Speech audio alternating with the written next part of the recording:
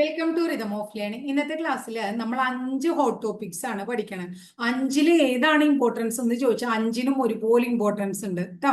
അപ്പൊ അതുകൊണ്ട് വളരെ ഭംഗിയായിട്ട് ടീച്ചർ തരണ ഹോട്ട് ടോപ്പിക്സ് ഒക്കെ പഠിച്ചു പോവുക. നിങ്ങൾക്ക് പരീക്ഷ ഹാളിൽ വളരെയധികം പ്രയോജനപ്രദമാവും. അപ്പൊ ആദ്യം തന്നെ നമ്മൾ പഠിക്കാൻ പോകുന്നത് കേരളത്തിലെ ആദ്യത്തെ മന്ത്രിസഭയെ കുറിച്ചാണ്. അപ്പൊ 1956 ശേഷമുള്ള കേരളത്തിലെ സാമൂഹിക രാഷ്ട്രീയ ചരിത്രം എന്ന് പറയുന്നത് വളരെ ഇമ്പോർട്ടന്റ് ആയിട്ട് PSC-യിൽ നമ്മൾ ലാസ്റ്റ് ഗ്രേഡ് പോലെയുള്ള എക്സാമുകൾക്ക് നമ്മുടെ സിലബസിൽ കൊടുത്തിട്ടുള്ള ഒരു ടോപ്പിക്കാണ്. അപ്പൊ അത് തന്നെ നമുക്ക് ആദ്യം പഠിച്ചാലോ. കേരളത്തിലെ ആദ്യത്തെ മന്ത്രിസഭയെ കുറിച്ചാണ് പഠിക്കണേ. അപ്പൊ ആദ്യം തന്നെ കേരളത്തിൽ ഒന്നാം നിയമസഭ എന്നാണ് നിലവിൽ വന്നത് എന്ന് ഓർത്തു വെക്കണം. കേരളത്തിലെ ഒന്നാമത്തെ നിയമസഭ, ആദ്യത്തെ നിയമസഭ, കേരളത്തിലെ ഒന്നാം നിയമസഭ നിലവിൽ വന്നത് 1957 ഏപ്രിൽ മാസം 1-ാം തീയതിയാണ്. 1957 ഏപ്രിൽ മാസം 1-ാം തീയതി കേരളത്തിലെ ആദ്യത്തെ നിയമസഭ നിലവിൽ വന്നു. എന്നാൽ കേരളത്തിലെ ആദ്യത്തെ മന്ത്രിസഭ നിലവിൽ വന്നത് 1957 ഏപ്രിൽ മാസം 5-ാം തീയതിയാണ്.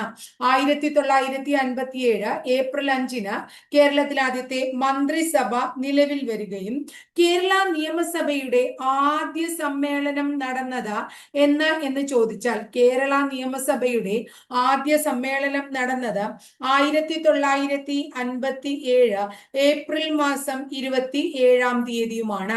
1957 ഏപ്രിൽ മാസം 27-ാം തീയതിയുമാണ്. അപ്പോ കേരളത്തില് 1957-ലാണ് ആദ്യത്തെ ഇലക്ഷൻ നടക്കണേ. ഫെബ്രുവരി മാസം 28-ാം തീയതി ഇലക്ഷൻ തുടങ്ങുകയും മാർച്ച് 11-ാം തീയതി ആദ്യത്തെ തെരഞ്ഞെടുപ്പ് നടന്നത് ഫെബ്രുവരി 28 തൊട്ട് മാർച്ച് 11 വരെയാണ്. 114 മണ്ഡലങ്ങളിലാണ് തെരഞ്ഞെടുപ്പ് നടന്നത് എന്ന് ഓർക്കുക. അതിൽ 102 മണ്ഡലങ്ങൾ എന്താണ് ഏകാംഗ മണ്ഡലങ്ങളും അതുപോലെ തന്നെ 12 മണ്ഡലങ്ങൾ ദ്വയാംഗ മണ്ഡലങ്ങളുമാണ്. 12 മണ്ഡലങ്ങൾ ദ്വയാംഗ മണ്ഡലങ്ങളും അങ്ങനെ ആകെ മൊത്തം 126 സീറ്റുകളാണ്. എത്ര സീറ്റുകളാണ്? 126 സീറ്റാണ്. അങ്ങനെ കേരളത്തിൽ ഒന്നാം നിയമസഭാ തെരഞ്ഞെടുപ്പിൽ കമ്മ്യൂണിസ്റ്റ് പാർട്ടിക്ക് 60 സീറ്റ് കിട്ടാണ്. കമ്മ്യൂണിസ്റ്റ് പാർട്ടിക്ക് എത്ര സീറ്റ് കിട്ടാണ്? 60 സീറ്റ് കമ്മ്യൂണിസ്റ്റ് പാർട്ടിക്ക് കിട്ടാണ്. ഒന്നാം കേരള നിയമസഭ 1957 നിലവിൽ വന്നിട്ട് നമ്മുടെ മന്ത്രിസഭയില് 57 ഏപ്രിൽ 5-ന് മന്ത്രിസഭ വന്നു. ആ മന്ത്രിസഭയിൽ 11 മന്ത്രിമാരാണ് ഉണ്ടായിരുന്നത്. മന്ത്രിസഭയിലെ അംഗങ്ങളുടെ എണ്ണം എത്രയാണ് എന്ന് ചോദിച്ചു കഴിഞ്ഞിട്ടുണ്ടെങ്കിൽ 11 മന്ത്രിമാരാണ്. ആ മന്ത്രിമാരിൽ ഒരാള് വനിതയായിരുന്നു. 11 മന്ത്രിമാരിൽ ഒരാള് വനിതയാണ്. 11 മന്ത്രിമാരില് ഒരാള് വനിതയാണ്. എന്നാൽ ഒന്നാം കേരള നിയമസഭയിൽ എത്ര വനിതാ അംഗങ്ങൾ ഉണ്ടായിരുന്നു എന്ന് ചോദിച്ചാൽ 6 വനിതാ അംഗങ്ങളുണ്ട്. മന്ത്രിസഭയിൽ ഒരു മന്ത്രിയേ ഉള്ളൂ വനിതയായിട്ട്. നിയമസഭയിൽ മൊത്തം 6 മന്ത്രിമാരുണ്ടായിരുന്നു. നമ്മുടെ മുഖ്യമന്ത്രി മുഖ്യമന്ത്രി ആരായിരുന്നു എന്ന് ചോദിച്ചു കഴിഞ്ഞാൽ EMS നമ്പൂതിരിപ്പാടാണ് നമ്മുടെ കേരളത്തിലെ ആദ്യത്തെ മുഖ്യമന്ത്രി. അതുപോലെ തന്നെ ധനകാര്യം കൈകാര്യം ചെയ്തിരുന്നത് ധനകാര്യമന്ത്രി ആരാണ്? അച്യുതമേനോനാണ്. ഇതൊക്കെ എപ്പോഴും പരീക്ഷയ്ക്ക് ചോദിക്കാറുള്ള ചോദ്യമാണ്. ധനകാര്യമന്ത്രി ആരാണ്? അച്യുതമേനോനായിരുന്നു ധനകാര്യമന്ത്രി. അതുപോലെ തന്നെ തൊഴില് അതുപോലെ തൊഴിൽ ഗതാഗതം എന്നീ 2 വകുപ്പുകളും കൈകാര്യം ചെയ്തിരുന്നത് PV തോമസ് ആണ്. തൊഴിൽ ഗതാഗതം എന്നീ 2 വകുപ്പുകളും കൈകാര്യം ചെയ്തിരുന്നത് PV തോമസ് ആണ്. അതുപോലെ വനം, ഇതാണ് വനം. അതുപോലെ ഭക്ഷ്യവകുപ്പുകൾ കൈകാര്യം ചെയ്തിരുന്നത് ആര് എന്ന് ചോദിച്ചു കഴിഞ്ഞാൽ KC ജോർജ് ആണ്. ആരാണ്? KC ജോർജ് ആണ് വനം അതുപോലെ തന്നെ ഭക്ഷ്യവകുപ്പുകൾ തുടങ്ങിയവ കൈകാര്യം ചെയ്തിരുന്നത്. എപ്പോഴും ചോദിക്കാറുള്ളതാണ് ഒന്നാം മന്ത്രിസഭയിലെ വ്യവസായ മന്ത്രി ആരാണ്? വ്യവസായം കൈകാര്യം ചെയ്തിരുന്നത് KP ഗോപാലനാണ്. അപ്പൊ KP ഗോപാലനാണ് വ്യവസായ മന്ത്രി. ആരാണ്? KP ഗോപാലനാണ് വ്യവസായ മന്ത്രി. ഇനി അടുത്തത് പൊതുമരാമത്ത് വകുപ്പ് മന്ത്രി ആരാണ്? പൊതുമരാമത്ത് വകുപ്പ് വകുപ്പ് മന്ത്രി ആര് എന്ന് ചോദിച്ചു കഴിഞ്ഞാൽ ടി എ മജീദാണ്. ടി എ മജീദാണ് പൊതുമരാമത്ത് വകുപ്പ് മന്ത്രി. ഇനി തദ്ദേശ സ്വയംഭരണം പരീക്ഷയ്ക്ക് പലപ്പോഴും ചോദിച്ചിട്ടുണ്ട്. തദ്ദേശ സ്വയംഭരണ വകുപ്പ് മന്ത്രി ആരാണ്? പി കെ ചാത്തൻ മാസ്റ്റർ ആണ്. പി കെ ചാത്തൻ മാസ്റ്റർ ആണ് തദ്ദേശ സ്വയംഭരണ വകുപ്പ് മന്ത്രി. ആരാണ്? പി കെ ചാത്തൻ മാസ്റ്റർ ആണ് തദ്ദേശ സ്വയംഭരണ വകുപ്പ് മന്ത്രി. അടുത്തത് കുറേ പ്രാവശ്യം റിപ്പീറ്റ് ചെയ്തിട്ടുള്ള ചോദ്യമാണ് വിദ്യാഭ്യാസം. വിദ്യാഭ്യാസം മാത്രല്ല, വേറൊരു വകുപ്പ് കൂടി അദ്ദേഹം കൈകാര്യം ചെയ്തിട്ടുണ്ട്, സഹകരണം. വിദ്യാഭ്യാസം, സഹകരണം എന്നിവ കൈകാര്യം ചെയ്തിരുന്നത് ജോസഫ് മുണ്ടശ്ശേരിയാണ്. ജോസഫ് മുണ്ടശ്ശേരിയാണ് വിദ്യാഭ്യാസം, സഹകരണം എന്നീ വകുപ്പുകൾ കൈകാര്യം ചെയ്തിരുന്നത്. റവന്യൂ വകുപ്പ് മന്ത്രി ആദ്യത്തെ മന്ത്രിസഭയിലെ ഏക വനിതാ മന്ത്രിയായ കെ ആർ ഗൗരിയമ്മയാണ് റവന്യൂ വകുപ്പ് മന്ത്രി. ആരാണ്? കെ ആർ ഗൗരിയമ്മയാണ് റവന്യൂ വകുപ്പ് മന്ത്രി. ഇനി അടുത്തത് PSCക്ക് ഇഷ്ടമുള്ള ഒരു ചോദ്യമാണ് നിയമമന്ത്രി ആര് എന്നുള്ളത്. നിയമം മാത്രമല്ല ഇദ്ദേഹം കൈകാര്യം ചെയ്തിരുന്നത് വൈദ്യുതിയും ഇദ്ദേഹം കൈകാര്യം ചെയ്തിരുന്നു. വി ആർ കൃഷ്ണ അയ്യർ ആണ്. വി ആർ കൃഷ്ണ അയ്യർ ആണ്. വി ആർ കൃഷ്ണ അയ്യർ ആണ് നിയമം, വൈദ്യുതി എന്നിവ കൈകാര്യം ചെയ്തിരുന്നത്. ഇനി ഒന്നാം മന്ത്രിസഭയിലെ ആരോഗ്യമന്ത്രി ആര്? ആരോഗ്യമന്ത്രി ആര് എന്ന് ചോദിച്ചു കഴിഞ്ഞാൽ നമ്മൾ പറയണം P R Menon. P R Menon ആണ് ആരോഗ്യമന്ത്രി. ആരോഗ്യമന്ത്രി ആരായിരുന്നു? പി ആർ മേനോനാണ് ആരോഗ്യമന്ത്രി എന്നും കൂടി ഓർത്തു വയ്ക്കാം. ഇനി നമ്മുടെ പ്രതിപക്ഷ നേതാവ് ആര്? ഒന്നാം മന്ത്രിസഭയിലെ പ്രതിപക്ഷ നേതാവിന്റെ പേര് ചോദിക്കുമ്പോൾ നമ്മൾ ആരുടെ പേരാ പറയേണ്ടത്? ആരാണ് പ്രതിപക്ഷ നേതാവായിരുന്നത്? പ്രതിപക്ഷ നേതാവ് നമ്മുടെ PT ചാക്കോ ആണ്. പ്രതിപക്ഷ നേതാവ് ആരാണ്? PT ചാക്കോ ആണ് പ്രതിപക്ഷ നേതാവ് എന്നും കൂടെ ഓർത്തു വയ്ക്കാം. അപ്പൊ ഇത്രയാണ് ഒന്നാം മന്ത്രിസഭ എന്ന് പറയുന്ന ആ ഒരു ടോപ്പിക്കിനെ കുറിച്ചിട്ട്. അപ്പൊ 1956 ശേഷമുള്ള കേരളത്തിലെ എന്താ പറയുന്നത് സാമൂഹിക രാഷ്ട്രീയ ചരിത്രം എന്ന് പറയുന്ന ടോപ്പിക്ക് നമുക്ക് പഠിക്കാനുള്ളതാണ്. അപ്പൊ അതിൽ പ്രധാനപ്പെട്ട ഒരു ഭാഗമാണ് നമ്മളിപ്പോ പഠിച്ചു കഴിഞ്ഞത്. ഇനി അടുത്തത് നമ്മളോട് ഏറ്റവും കൂടുതൽ ചോദിക്കാറുള്ള ഒരു കേരള കലാപത്തിന്റെ പേരാണ് കുറിച്യർ ലഹള എന്ന് പറയുന്നത്. കുറിച്യർ ലഹള എന്താണ്? കുറിച്യർ ലഹള, കുറിച്യർ ലഹളയുടെ പ്രത്യേകത എന്ത്? 1812 കുറിച്യർ ലഹള നടക്കുന്നത്. കുറിച്യർ ലഹള നടന്നത് എവിടെ എന്ന് ചോദിച്ചു കഴിഞ്ഞാൽ വയനാട് ജില്ലയിലാണ് കുറിച്യർ ലഹള നടന്നത്. ഇനി കുറിച്യർ ലഹളയുടെ കാരണം എന്ത് എന്നും ചോദിക്കാം. സ്റ്റേറ്റ്മെന്റ് രൂപത്തില് ചോദിച്ചിട്ടുണ്ട്. ഗോത്രവർഗക്കാരാണ് രണ്ട് പ്രധാനപ്പെട്ട വയനാട്ടിലെ രണ്ട് ഗോത്ര വിഭാഗക്കാരാണ്. ഒന്ന് കുറിച്യർ, അടുത്തത് കുറുമ്പർ എന്നിവർ. ആരൊക്കെയാണ്? കുറിച്യർ, കുറുമ്പർ എന്നിവർ. ഈ രണ്ട് വിഭാഗത്തിൽപ്പെട്ട ഗോത്ര വിഭാഗത്തിൽപ്പെട്ട ആൾക്കാരുടെ മേല് ബ്രിട്ടീഷുകാര് എന്താണ് നികുതി ഏർപ്പെടുത്തിയതാണ് കുറിച്യർ ലഹള ഉണ്ടാവാനുള്ള പ്രധാനപ്പെട്ട കാരണം. എന്തേർപ്പെടുത്തി? നികുതി ഏർപ്പെടുത്തി. അങ്ങനെ നികുതി ഏർപ്പെടുത്തിയ വ്യക്തി ആരാണ്? ഏത് ബ്രിട്ടീഷുകാരനാണ്? അദ്ദേഹത്തിന്റെ പേര് തോമസ് വാർഡൻ എന്നാണ്. അപ്പൊ തോമസ് വാർഡൻ എന്ന് പറയുന്ന ബ്രിട്ടീഷ് ഉദ്യോഗസ്ഥൻ നികുതി ഏർപ്പെടുത്തിയതാണ് കുറിച്യർ ലഹളയ്ക്ക് കാരണം. ഈ കുറിച്യർ ലഹളയുടെ നേതാവ് ആര് എന്നതാണ് ഏറ്റവും കൂടുതൽ പരീക്ഷയ്ക്ക് ചോദിച്ചിട്ടുള്ളത്. ഒന്ന് കുറിച്യർ ലഹള നടന്ന വർഷം, അടുത്തത് അതിന്റെ നേതാവ്. നേതാവിന്റെ പേര് രാമൻ നമ്പി എന്നാണ്. കുറിച്യർ ലഹളയുടെ നേതാവിന്റെ പേരെന്താ മക്കളെ? രാമൻ നമ്പി. ആരാണ്? രാമൻ നമ്പി. അദ്ദേഹമാണ് കുറിച്യർ ലഹളയുടെ നേതാവ്. കുറിച്യർ ലഹളയുടെ മുദ്രാവാക്യം എന്ത് എന്ന് ഓർത്തു വെക്കുക. വട്ടത്തൊപ്പിക്കാരെ പുറത്താക്കുക.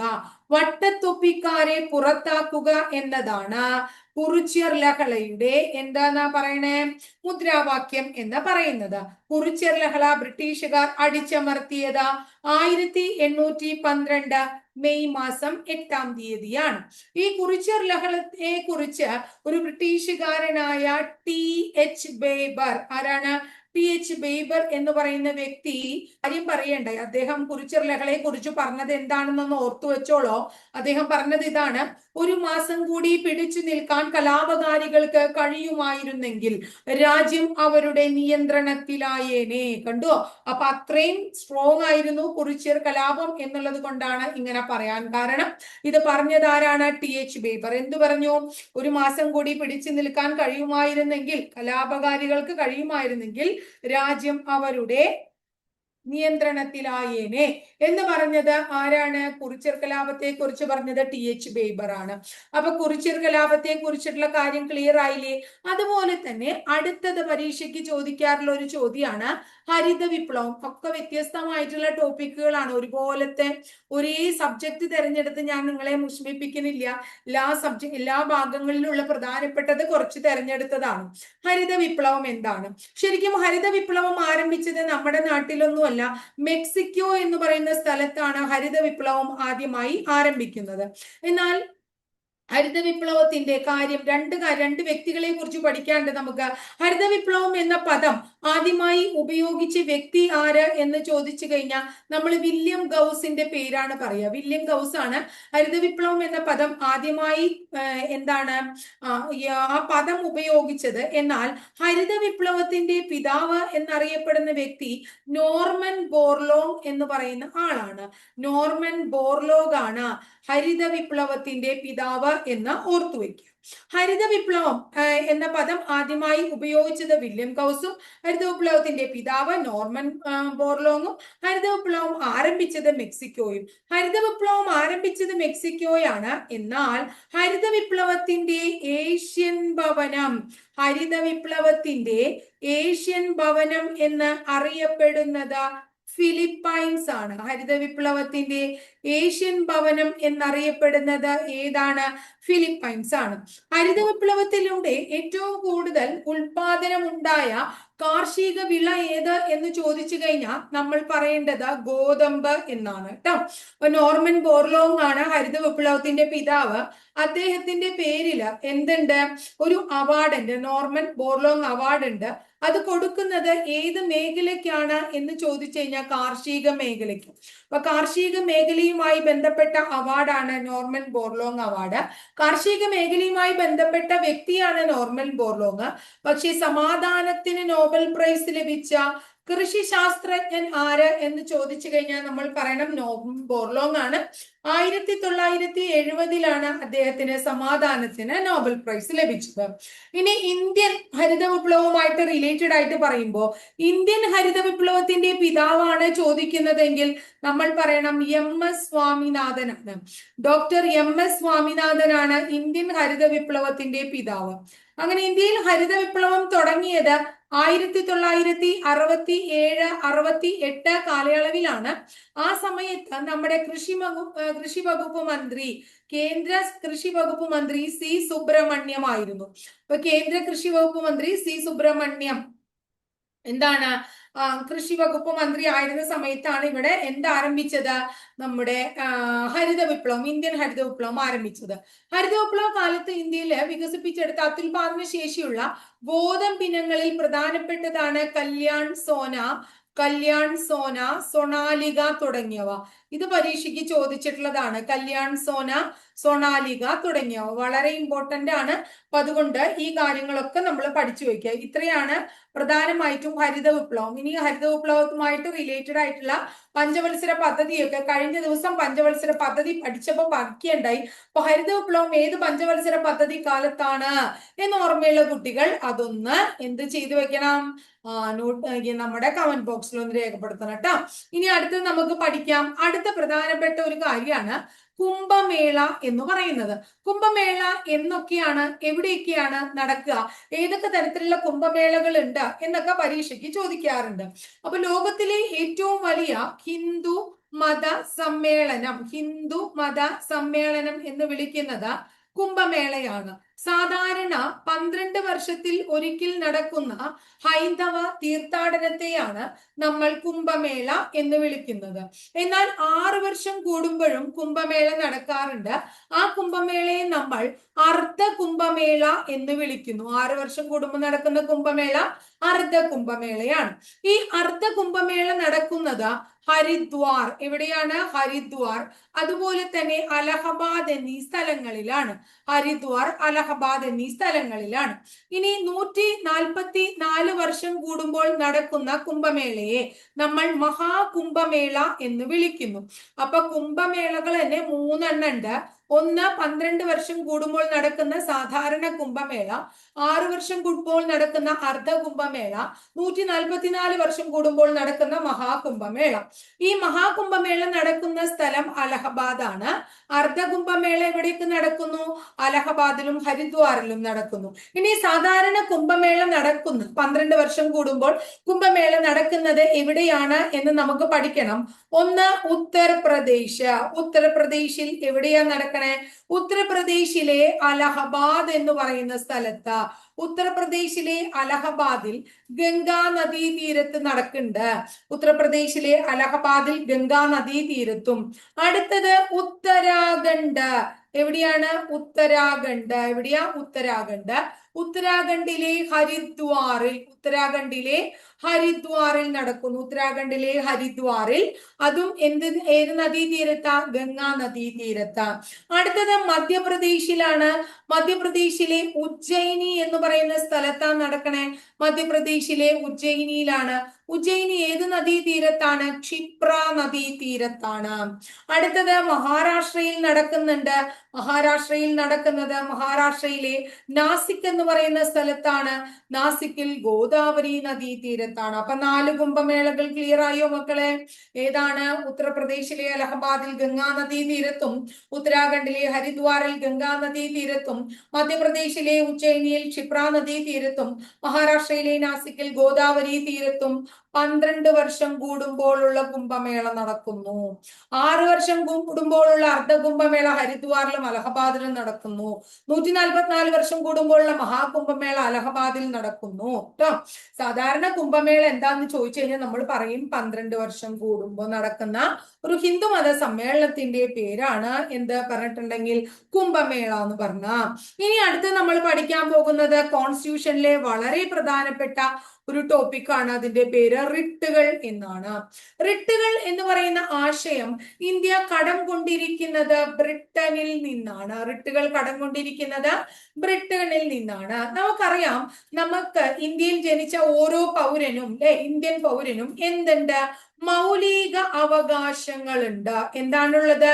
ആ ഓരോ ഇന്ത്യൻ പൗരനും ഉള്ളതാണ് മൗലിക അവകാശം അഥവാ ഫണ്ടമെന്റൽ റൈറ്റ്. അങ്ങനെ ഒരു പൗരന്റെ മൗലിക അവകാശം സംരക്ഷിക്കാൻ കോടതി പുറപ്പെടുവിക്കുന്ന ഉത്തരവിനെയാണ് റിട്ട് എന്ന് പറയുന്നത്. ഏതെങ്കിലും ഒരു പൗരന് തനിക്ക് കൃത്യമായിട്ടുള്ള നീതി ലഭിക്കുന്നില്ല, തന്റെ മൗലിക അവകാശം നിഷേധിക്കുന്നു എന്ന് തോന്നിയാൽ നേരിട്ട് സുപ്രീം കോടതിയെയോ ഹൈക്കോടതികളെയോ സമീപിക്കാം. അങ്ങനെ അത്തരം സന്ദർഭങ്ങളിൽ ഹൈക്കോടതികളോ സുപ്രീം കോടതിയോ പുറപ്പെടുവിക്കുന്ന ഉത്തരവാണ് റിട്ടുകൾ. ഇനി സുപ്രീം കോടതിയാണ് ഈ റിട്ട് പുറപ്പെടുവിക്കുന്നതെങ്കിൽ സുപ്രീം കോടതി ആർട്ടിക്കിൾ 32 പ്രകാരവും, ഹൈക്കോടതിയാണ് റിട്ട് പുറപ്പെടുവിക്കുന്നതെങ്കിൽ ഹൈക്കോർട്ട് ആർട്ടിക്കിൾ 226 പ്രകാരവുമാണ് റിട്ടുകൾ പുറപ്പെടുവിക്കുന്നത്. ക്ലിയർ ആയോ? ഇനി റിട്ടുകൾ, ഓരോരോ റിട്ടുകളെ കുറിച്ച് പഠിക്കുകയാണ് നമ്മൾ. എത്ര തരത്തിലുള്ള റിട്ടുകൾ ഉണ്ട് എന്ന് ചോദിച്ചു കഴിഞ്ഞാൽ 5 തരത്തിലുള്ള റിട്ടുകളാണ് ഉള്ളത്. എല്ലാ റിട്ടുകള് ഏത് പദത്തിൽ നിന്നാണ്? ഏതാണ് പദം? ലാറ്റിൻ ഭാഷയിൽ നിന്ന് ഉടലെടുത്തതാണ് റിട്ടുകളെ കുറിക്കുന്ന പദങ്ങൾ. ആദ്യത്തെ റിട്ട് നമ്മൾ പഠിക്കുന്നത് ഹേബിയസ് കോർപ്പസ് എന്നാണ്. അപ്പൊ നമ്മൾ പറഞ്ഞു ഇതൊരു ലാറ്റിൻ വേർഡാണ്. ഹേബിയസ് കോർപ്പസ് എന്ന് പറയുന്ന ലാറ്റിൻ വേർഡിന്റെ അർത്ഥം ശരീരം ഹാജരാക്കുക എന്നതാണ്. ശരീരം ഹാജരാക്കുക എന്നതാണ് എന്തിന്റെ അർത്ഥം? ഹേബിയസ് കോർപ്പസ് എന്ന പദത്തിന്റെ അർത്ഥം. ഇപ്പൊ എന്താ പറയാ? നിയമവിരുദ്ധമായിട്ടോ അല്ലെങ്കിൽ നീതിരഹിതമായിട്ടോ ഒരാളെ തടങ്കലിൽ വെച്ചേക്കാണെങ്കിൽ അയാളെ എന്താണ് സ്വതന്ത്രനാക്കി കോടതി മുമ്പാകെ ഹാജരാക്കാൻ പുറപ്പെടുവിക്കുന്നതാണ് ഹേബിയസ് കോർപ്പസ് എന്ന് പറയുന്ന റിട്ട്. ഇപ്പൊ എക്സാമ്പിൾ പറയുകയാണെങ്കിൽ പ്രായപൂർത്തിയാകാത്ത കുട്ടികള് അല്ലെങ്കിൽ പ്രായപൂർത്തിയായിട്ടുള്ള കുട്ടികളാണെങ്കിൽ തന്നെ അവരെയൊക്കെ എന്തെങ്കിലും കാരണങ്ങൾ കൊണ്ട് വീട്ടു തടങ്കലിലൊക്കെ വെക്കുകയാണ് നമ്മുടെ മാതാപിതാക്കൾ. എന്നാൽ ഇനി വയസ്സായി മാതാപിതാക്കള് അവരെ നോക്കാൻ പറ്റില്ല എന്ന് പറഞ്ഞിട്ട് കുട്ടികള് അവരുടെ മക്കൾ അങ്ങനെ ചെയ്താൽ, അല്ലെങ്കിൽ പിന്നെന്താണ് ആരെങ്കിലും ഒക്കെ തട്ടിക്കൊണ്ടു പോവുക, അങ്ങനെയുള്ള കാര്യങ്ങളൊക്കെ ഉണ്ടാവുക. അപ്പൊ അവരെയൊക്കെ ഹാജരാക്കാൻ പറയുന്നതാണ് ഹേബിയസ് കോർപ്പസ് എന്ന് പറയുന്ന റിട്ട്. ക്ലിയർ ആയില്ലേ? ഇതിനെ നമ്മൾ വ്യക്തി സ്വാതന്ത്ര്യത്തിന്റെ സംരക്ഷകൻ എന്ന് വിളിക്കുന്നുണ്ട്. വ്യക്തി സ്വാതന്ത്ര്യത്തിന്റെ സംരക്ഷകൻ എന്ന് വിളിക്കുന്നത് ഹേബിയസ് കോർപ്പസ് എന്ന് പറയുന്ന റിട്ടിനെയാണ്. അടുത്തത് മാൻഡമസ് എന്ന് പറയുന്ന റിട്ടാണ്. മാൻഡമസ് എന്ന റിട്ട്, ഒരു മാൻഡമസ് എന്ന റിട്ടിന്റെ മീനിങ് തന്നെ നമ്മൾ ആദ്യം പഠിക്കണം. നാം കൽപ്പിക്കുന്നു എന്നത്. അപ്പൊ നാം കൽപ്പിക്കുന്നു എന്നതാണ് മാൻഡമസ് എന്ന പദത്തിന്റെ അർത്ഥം. ഈ റിട്ടിന്റെ പ്രത്യേകത, സ്വകാര്യ വ്യക്തികൾക്കെതിരെ മാൻഡമസ് റിട്ട് പുറപ്പെടുവിക്കാൻ പറ്റില്ല. സ്വകാര്യ വ്യക്തികൾക്കെതിരെ പുറപ്പെടുവിക്കാൻ പറ്റാത്ത റിട്ടാണ് മാൻഡമസ് റിട്ട്.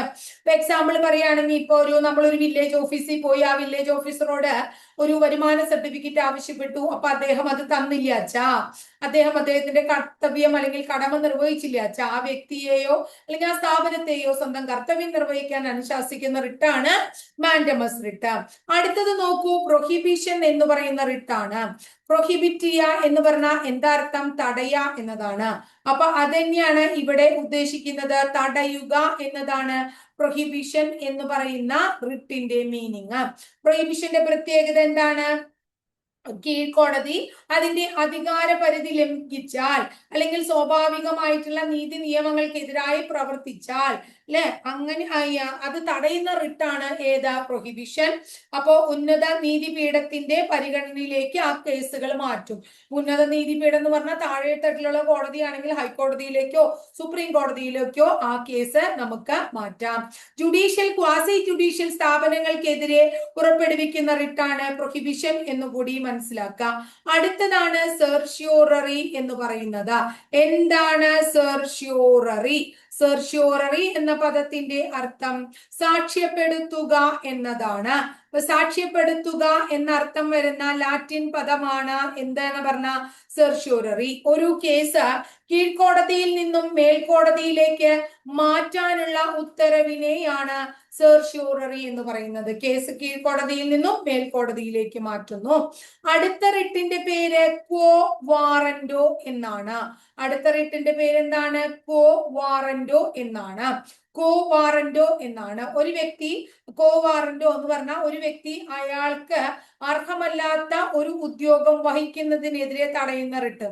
ഇപ്പൊ എക്സാമ്പിൾ പറയാന്ന് വെച്ചാൽ, കള്ള സർട്ടിഫിക്കറ്റ് ഒക്കെ ഉണ്ടാക്കിയിട്ടേ ഒരാൾ ജോലിക്ക് കയറിച്ച, അപ്പൊ അത്തരം ജോലി എന്താണ്, ആ ജോലിയിൽ നിന്ന് അയാളെ മാറ്റിക്കൊണ്ട്, അപ്പൊ പൊതു താല്പര്യ സംരക്ഷണാർത്ഥം ഏതൊരു ഇന്ത്യൻ പൗരനും റിട്ടിലൂടെ ഹർജികൾ സമർപ്പിക്കാൻ പറ്റും. അപ്പൊ ഇത് ശരിയാണെന്ന് കോടതിക്ക് ബോധ്യമാവുകയാണെങ്കിൽ ആ വ്യക്തിയെ ആ സ്ഥാനത്ത് നിന്ന് നീക്കം ചെയ്തുകൊണ്ടുള്ള ഉത്തരവ് ആർക്കും പുറപ്പെടുവിക്കാം? കോടതിക്ക് പുറപ്പെടുവിക്കാനും പറ്റും. അപ്പൊ ശ്രീ പത്മനാഭ സ്വാമി ക്ഷേത്രം ഇല്ലേ മക്കളെ, അതുമായി ബന്ധപ്പെട്ട് സുപ്രീം കോടതി പുറപ്പെടുവിച്ച റിട്ട് ഏത് എന്ന് ചോദിച്ചു കഴിഞ്ഞാൽ ഏത് റിട്ടാ പറയണ്ടേ? കോ വാറന്റോ റിട്ടാണ് പറയേണ്ടത്. ക്ലിയർ ആയോ നിങ്ങൾക്ക്? 5 തരം റിട്ടുകൾ. അപ്പൊ ഇത്രയാണ് നമുക്ക് റിട്ടുകൾ. എന്താ പറഞ്ഞ, ലാസ്റ്റ് നമ്മൾ റിട്ട് പഠിച്ചു അല്ലെ. റിട്ടിന് മുമ്പ് നമ്മൾ എന്താ പഠിച്ചേ? കുംഭമേള പഠിച്ചു. അതിനു മുമ്പ് ഹരിത വിപ്ലവം എന്ന് പറയുന്ന ടോപ്പിക് പഠിച്ചു. പിന്നെ കുറിച്യർ ലഹള പഠിച്ചു. പിന്നെ എന്താണ്, കേരളത്തിലെ ആദ്യത്തെ മന്ത്രിസഭയെ കുറിച്ച് പഠിച്ചു. അപ്പൊ ഇന്ന് 5 ടോപ്പിക്കാണ്. ഈ 5 ടോപ്പിക്കും ഭംഗിയായിട്ട് പഠിച്ച് മുന്നോട്ട് പോവാട്ടോ. ക്ലാസ് ഇഷ്ടപ്പെടുകയാണെങ്കിൽ ഒന്ന് ലൈക്ക് ചെയ്യുക. ഇഷ്ടപ്പെട്ട ക്ലാസ്സുകൾ കൂട്ടുകാരിലേക്ക് ഷെയർ ചെയ്യൂ. ആദ്യമായിട്ട് ചാനൽ കാണുന്നവരൊന്ന് സബ്സ്ക്രൈബ് ചെയ്യുക. അതോടൊപ്പം ആ ബെല്ലൈക്കൺ കൂടി ഒന്ന് എനേബിൾ ചെയ്താൽ ടീച്ചർ ഓരോ ദിവസം അപ്ലോഡ് ചെയ്യുന്ന വീഡിയോസ് കൃത്യമായിട്ട് നിങ്ങൾക്ക് നോട്ടിഫിക്കേഷൻ ആയിട്ട് ലഭിക്കുകയും ചെയ്യും കേട്ടോ.